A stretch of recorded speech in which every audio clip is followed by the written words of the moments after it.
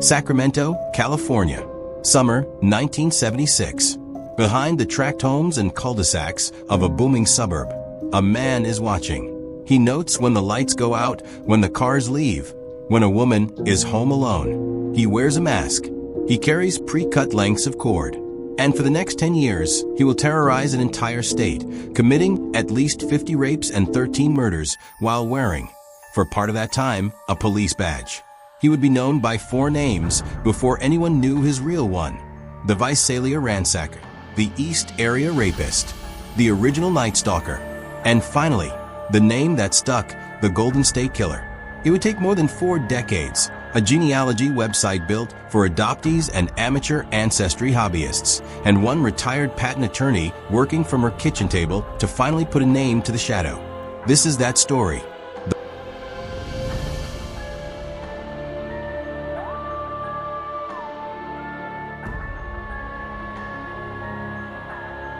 The Ransacker. Before Sacramento, there was Visalia, a quiet San Joaquin Valley town where, starting around 1974, more than 100 homes were broken into in a bizarre, almost ritualistic pattern. The intruder rarely took anything of real value. Instead, he rifled through drawers, moved photographs, left women's underwear arranged strangely across furniture. Neighbors started calling him the Visalia Ransacker. On September 11, 1975, the burglaries turned lethal. A local college professor named Claude Snelling woke to find the intruder trying to abduct his teenage daughter from the family home. Snelling ran outside to stop it and was shot dead in his own front yard. Investigators didn't know it yet, but the man they were chasing was, at that very moment, wearing a police uniform. Joseph James DeAngelo, a Vietnam-era Navy veteran with a criminology degree, had joined the police department in nearby Exeter in 1973. He would go on to serve in Auburn, California, from 1976 to 1979, before being fired over an unrelated theft allegation involving, of all things, a hammer and a can of dog repellent. While investigating burglaries by day, prosecutors would later conclude DeAngelo was very possibly committing them by night. Then, in the summer of 1976, the ransacker's pattern shifted again and moved north to the suburbs east of Sacramento, the East Area Rapist. The first confirmed attack came on June 18, 1976, in Rancho Cordova, a quiet Sacramento suburb. A man broke into a home and raped a woman while she was alone. Over the next 2 years, police would link at least 38 attacks across Sacramento and Stockton to the same offender, a man the press began calling the East Area Rapist. His method was methodical, almost surgical. He would stalk a target for days, learning her routine. When she left for work, when the house went dark, he targeted women living alone at first, then increasingly couples. He would slip in through an unlocked window or a door pried open while the household slept, bind the male partner, and assault the woman, sometimes over hours, pausing at points to eat food from the family's own refrigerator. And he taunted the people hunting him. 9 months into the spree, police in Sacramento began receiving phone calls from a man claiming to be the rapist, boasting that he already had his next victim picked out and that officers could not stop him. That same day, a 15th attack occurred. In December 1977, the Sacramento Bee and the city's mayor each received a letter, apparently from the same man, including a poem and a chilling suggestion that Sacramento ought to fund a movie about his life to pay for his eventual escape. By early 1978, some of his past victims began getting phone calls threatening to kill them. Those calls, from someone claiming to be the offender, would continue intermittently for over 2 decades. On February 2, 1978, the crimes turned to murder. A young married couple, Brian and Katie Majori, were walking their dog in Rancho Cordova when they were shot to death. For years afterward, investigators weren't sure the killing was connected to the East Area Rapist case at all. It would take almost 4 decades and DNA analysis to confirm it was the same man. Over the following months, attacks were reported in Stockton, Modesto, Davis, San Jose, Danville, Fremont, and Walnut Creek.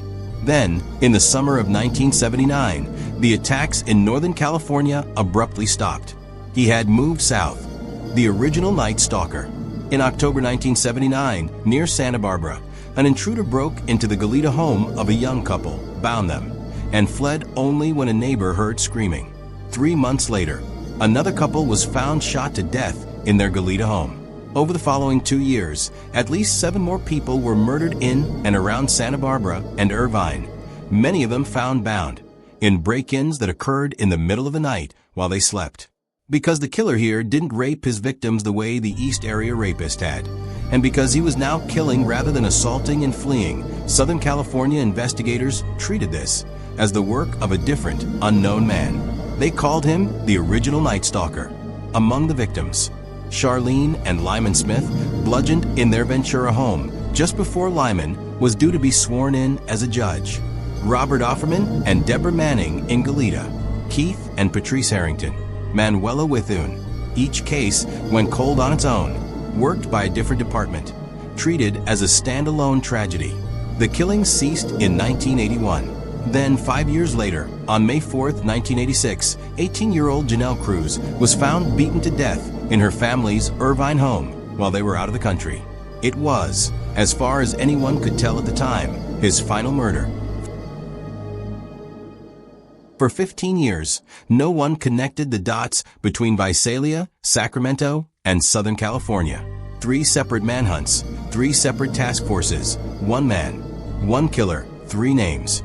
The break came not from a witness or a tip, but from a laboratory. In 2001, forensic analysts ran DNA testing on evidence collected from the Sacramento area rapes and the original Night Stalker murders in the South. The profiles matched. The East Area Rapist and the original Night Stalker were, without question, the same person. Investigators combined the case files under a new acronym, ERONS. It was a breakthrough and a dead end at the same time. Investigators now knew, with certainty, they were hunting a single man responsible for a staggering run of violence, spanning a decade and hundreds of miles. But they still didn't have a name, and the DNA profile they had didn't match anyone in any criminal database. The case slipped out of the headlines for years, kept alive mostly by the detectives who refused to let it go. Among them Sacramento area investigator Paul Holes, who would spend much of his career on it. And then unexpectedly, it was revived by a true crime writer with no badge and no formal law enforcement training at all. Michelle McNamara, a blogger married to comedian Patton Oswalt, became consumed by the case in the 2010s. It was McNamara who coined the name that would finally stick in the public imagination, the Golden State Killer. She spent years combing through case files and interviewing retired detectives for a book on the killer's identity. In 2016, partly spurred by renewed public attention, the FBI and local agencies held a press conference announcing a fresh, coordinated nationwide effort and a $50,000 reward for information. McNamara did not live to see the case solved. She died suddenly in 2016 in the middle of writing the book. It was finished by her researchers and published in 2018 under the title, I'll Be Gone in the Dark. It became a bestseller, arriving in stores just weeks after the answer she had spent years chasing was finally found. The Genealogy Breakthrough. By 2017, investigators were running out of conventional options. Every standard forensic database search had failed. So Paul Holes turned to something almost no law enforcement agency had used before, consumer genetic genealogy. He reached out to Barbara Rae-Venter, a retired patent attorney and hobbyist genealogist in Marina, California, who had built a reputation helping adoptees find their biological families by tracing DNA matches through public genealogy websites. In March 2017, she agreed to join what investigators were informally calling Team Justice, training a small group of detectives in a discipline barely a few years old, investigative genetic genealogy. The work was painstaking. Years of forensic testing had used up nearly all of the killer's preserved DNA. Eventually, though, the team produced a usable genetic profile, and in early 2018, uploaded it to consumer databases, including GEDmatch and Family Tree DNA. The results didn't point to the killer directly. Nobody's DNA was sitting in these databases labeled Golden State Killer. Instead, the upload returned a list of people who shared small fragments of DNA with him. Distant cousins, third cousins, fourth cousins, none of whom had any idea they were related to a serial killer. From there, the work became genealogical detective work in the most literal sense. Rae-Venter and her team built out family trees branch by branch, working backward from each distant cousin to find shared ancestor, then forward again through that ancestor's other descendants, slowly narrowing a pool of thousands of possible relatives down toward a single family line. A major turning point came when Rae-Venter uploaded the profile to a newer database, MyHeritage, and found a much closer match, a second cousin. That dramatically narrowed the search. According to her later accounts, the answer arrived in the middle of the night, alone at her computer, after weeks of genealogical triangulation. The DNA, the family trees, the geography, and the age all pointed to one man, a 72-year-old retired police officer named Joseph James DeAngelo, living quietly in Citrus Heights, California, barely miles from where the East Area Rapist attacks had begun over 40 years earlier. But a genealogist's conclusion isn't evidence a court can use. Investigators needed DeAngelo's actual DNA, collected legally, to make a match to crime scene evidence. The arrest. In April 2018, investigators quietly began surveilling DeAngelo. They collected a discarded sample from the door handle of his car. It wasn't enough. Then they recovered a tissue from his curbside garbage can. That sample was tested and compared against decades-old crime scene DNA. It matched. On April 24, 2018, police surrounded DeAngelo's home in Citrus Heights and arrested him. He was charged with 8 counts of first-degree murder, later expanded to 13. Because California's statute of limitations barred prosecution for rapes committed before 2017, DeAngelo could not be charged for the dozens of sexual assaults attributed to the East Area Rapist. But he was separately charged with 13 related kidnapping and abduction counts tied to those attacks. In an interrogation room after his arrest, alone and unaware he was being recorded, DeAngelo reportedly said to himself, "I did all those things. I destroyed all those lives."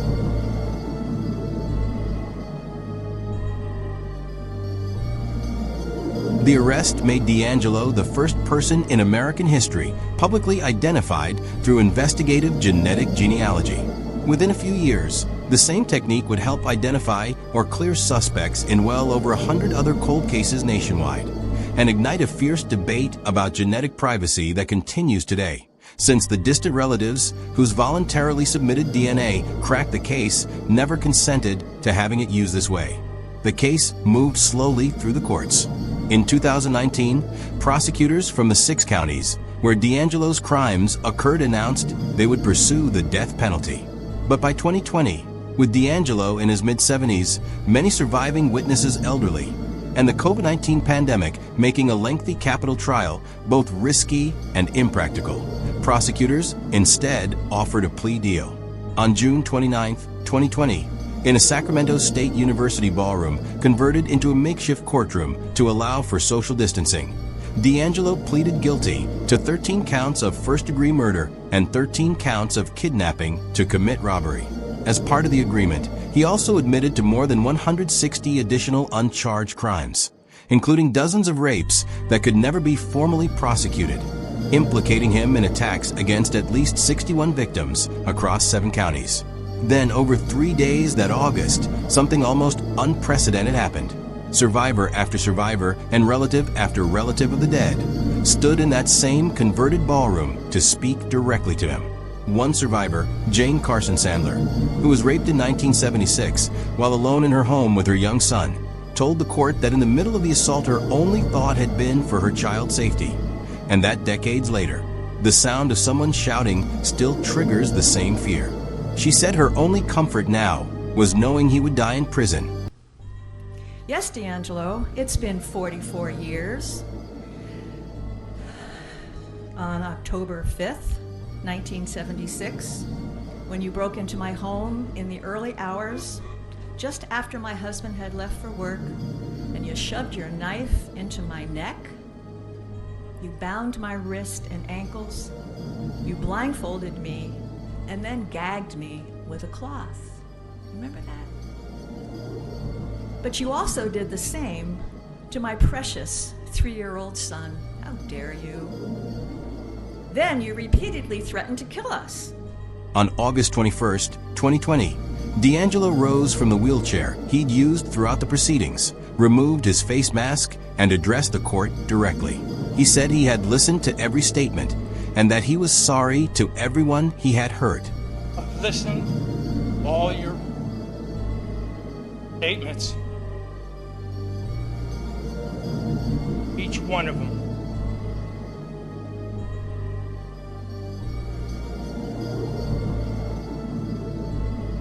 And I'm really sorry to everyone I've hurt. He was sentenced to life in prison without the possibility of parole.